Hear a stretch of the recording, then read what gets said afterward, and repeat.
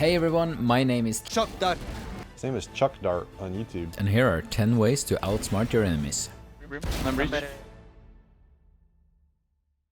We are starting out a bit simple with tip number 1, and that is faking with your ultimate. When you activate your ultimate with any agent, it gives the enemy team a sound cue, so this in itself can keep people from defusing or pushing you depending on what agent you play. People tend to panic a bit when they hear "Here comes the party!"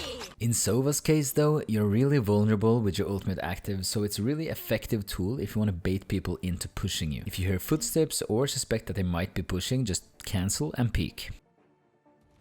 This next one is about repositioning, and when I speak of repositioning, there's a lot more to it than just moving or dashing away between kills, even though that's really effective. What I usually do when trying to outplay someone by repositioning myself is to try to move as far as I can quietly after making a noise somewhere. So to simplify, I make noise here by shooting this guy, and I know there's a guy somewhere around here, and I know he just heard me. So I instantly shift walk to meet him, and I try to get as far as I can from this position. In a lot of cases, the enemy will assume you're pushing them, but they often misjudge the distance you've moved if you start moving right away. That way they pre-aim the wrong spot and you have the advantage. Sometimes you need to keep people from pushing you, and if you don't have Sage Wall, Sage Slow, Viper Pit, or Phoenix Flames, or something obvious like that, you can pretty much use every damage ability there is. In this example, I want to peek right, so I just keep throwing darts to the left here so that he keeps his distance. Alright, next up is number 4. Fake defusing is a great way to lure out people, but fake planting can be just as effective. Here you can see me fake planting 100 times, and I know it looks a bit silly here, but the plant sound gives people a sense of urgency, especially in lower ranks. It's a bit situational, but if you have the time and you want to bait out a misplay, it's something to try out.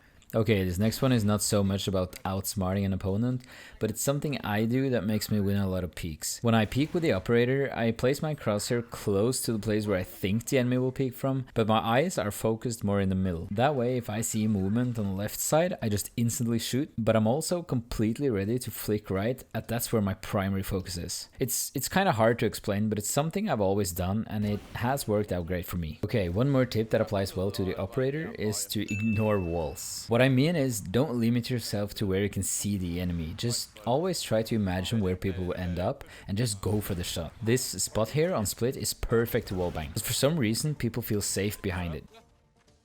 Alright, number 7 is be unpredictable. This is kind of complicated, but when you start to understand the game and its rules, then you can start breaking them. The safe thing here would be to reposition or wait for my teammate, but I thought of something that this guy wouldn't predict, and I just went for it. Okay, thank you for sticking with me for this long. This next one is number 8. And when you're peeking a common angle like Baths and Bind here, doing something simple as just jumping on top of the box can put the enemy off enough to make him lose the duel. Not only that, but you have your crosshair exactly where he needs to peek, but if he tries to pre-aim you, he needs to flick upwards, and therefore he should lose the duel, unless you're slow.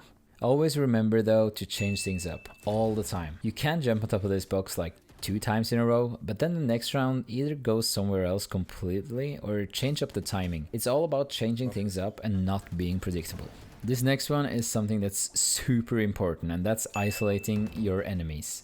Always try to make a fight one-on-one. Here you can see me being very aware of the position of my opponents, and I know the only way to kill them is to take them on one by one.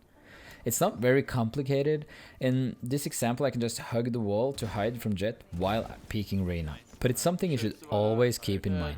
Okay, last one is number 10. And I know a lot of people know this, but I see very few people actually practice it. Even in Immortal, this is not something I see very often. Using pings to shoot common angles through smoke.